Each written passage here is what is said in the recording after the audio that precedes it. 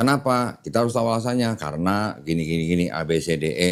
Contoh misalnya karena perjanjian lama dianggap telah menubuatkan tentang Yesus di perjanjian baru. Seperti itu gitu ya.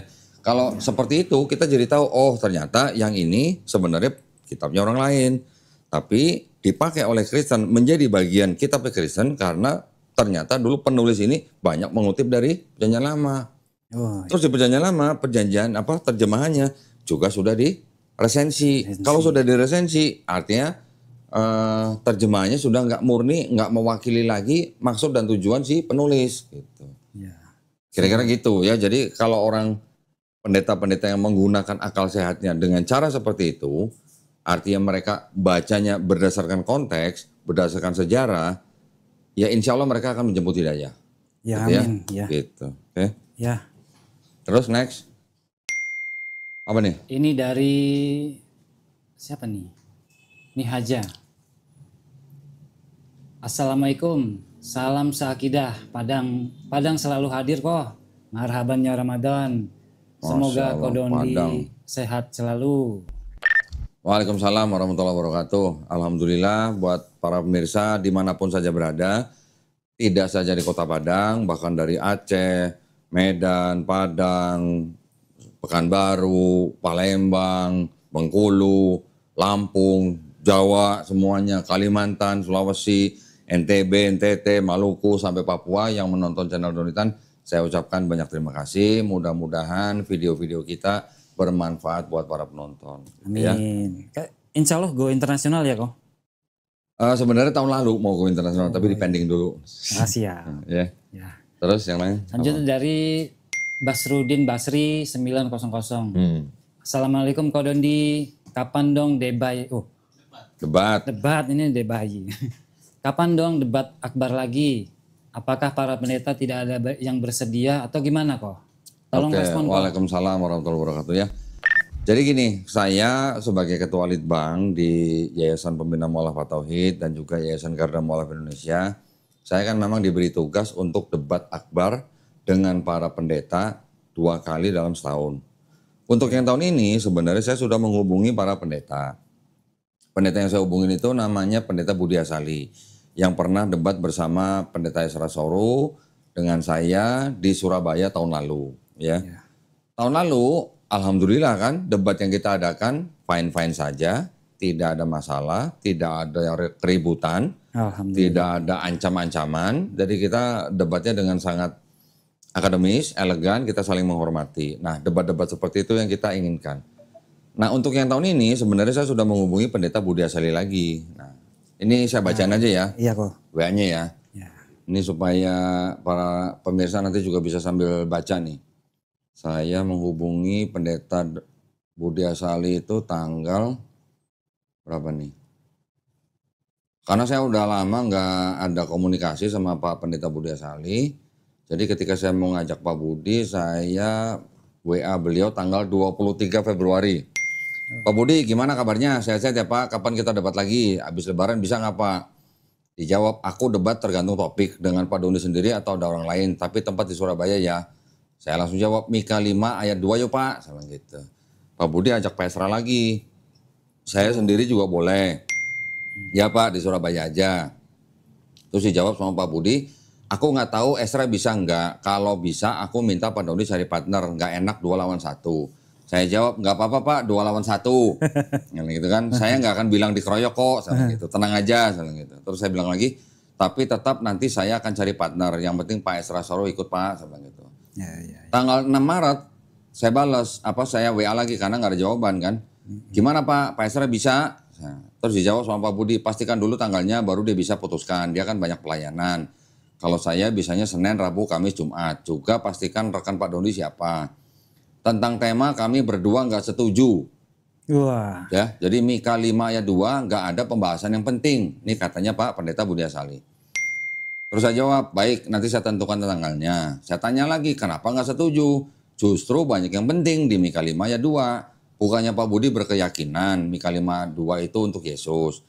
Terus saya tanya lagi, atau Pak Budi mau menyatakan Mika 5 ayat 2 itu bukan untuk Yesus atau tempat kelahiran Yesus? Gua tanya gitu. Nah, ya. Terus gue bilang lagi, tenang Pak, saya nggak akan nuntut janji Pak Budi Asali masuk Islam kalau saya bisa membuktikan Mika 52 bukan untuk Yesus atau tempat kelahiran Yesus. Saya sambil ketawa gitu lah. Terus dia jawab, sampai kiamat juga nggak akan ada orang yang buktikan kalau nubuat Mika menunjuk kepada Rut. Bukan karena itu kami nggak setuju, tapi yang bisa dibahas dari ayat itu sedikit sekali. Tentang tanggal sebaiknya Pak Dodi hubungin Pak Esra saja, kalau saya kan waktunya banyak. Nah, terus saya jawab, makanya Pak sebelum kiamat akan saya buktikan, itu ayat sedang membicarakan tentang Rut. Ya. Jadi Pak Budi menyatakan Mika 52 bukan untuk Yesus atau tempat kelahiran Yesus, saya tanya gitu. Iya kok. Terus dia jawab gini, ya itu nubuat tentang tempat kelahiran Yesus. Saya jawab lagi, nah kalau begitu mari kita buktikan Pak. Masa Pak Budi nggak bisa membuktikan di depan umum? Gitu kan? Terus dia jawab, bagaimana kalau temanya keselamatan dalam Islam dan dalam Kristen? Saya jawab lagi, waktu di Jogja kan sudah Pak, masa mau diulang? Katanya. Saya menantang Pak Budi membuktikan Mika 52 untuk Yesus Pak. Terus dia jawab, masa di Jogja temanya itu? Aku kok nggak ingat. Saya bilang, iya Pak sudah. Saya bilang, partner saya yang jelas bukan Valen atau Umar Pak. Ya, kan? iya. Terus kata dia, itu gampang sekali. Waktu itu kan sudah saya buktikan, ayat itu dikutip dalam Matius 2. Terus saya bilang, cuman itu aja Pak, sedikit amat literasi ayatnya Pak. Gitu kan, cuma satu ayat, saya sambil ketawa. Terus dia kutip ayatnya, Matius 2 ayat 5-6. Mereka berkata kepadanya, di Bethlehem di tanah Yudea, karena demikianlah ada tertulis dalam kitab Nabi. Dan engkau Bethlehem, tanah Yehuda, engkau sekali-kali bukanlah yang terkecil di antara mereka yang memerintah Yehuda. Karena itu Israel. Ya. Terus dia bilang, kalau ini bukan dari Mika 52, lalu dari mana? Dia tanya. Nah, terus saya kasih dua ayat. Yang satu Mika 52, yang satu Matius 2 ayat 6. Tolong perhatiin nih ya, nanti para pemirsa juga bisa lihat di layar nih. Mika 5 ayat 2. Tetapi engkau, hai Bethlehem Efrata. Perhatikan, hai yang terkecil di antara kaum-kaum Yehuda. Ini saya kasih tanda huruf tebal nih ya. Daripadamu akan bangkit bagiku seorang yang akan memerintah Israel yang permulaannya sudah sejak purbakala, sejak dahulu kala. Terus saya bandingkan dengan Matius 2 ayat 6. Dan engkau Bethlehem, tanah Yehuda, engkau sekali-kali bukanlah yang terkecil di antara mereka yang memerintah Yehuda, karena daripada mula akan bangkit seorang pemimpin yang akan mengembalakan umatku Israel. Saya tanya sama Pak Budi, kenapa di Mika 52 Bethlehem itu yang terkecil, tapi di Matius 2 pasal ayat 6, Bethlehem bukan yang terkecil Pak. Gua tanya gitu kan. Makanya kita bahas ini menarik. Itu Pak Budi jawab, aku punya penjelasannya. Terus saya bilang lagi, ayo kita bahas Pak di depan umum.